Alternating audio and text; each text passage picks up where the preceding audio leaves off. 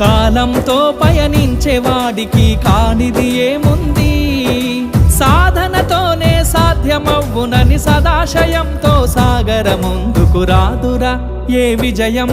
నీ కోసం నా కోసం ఎటు పోదురా నువ్వు చేసిన కష్టం ఎప్పటికైనా సొంతం.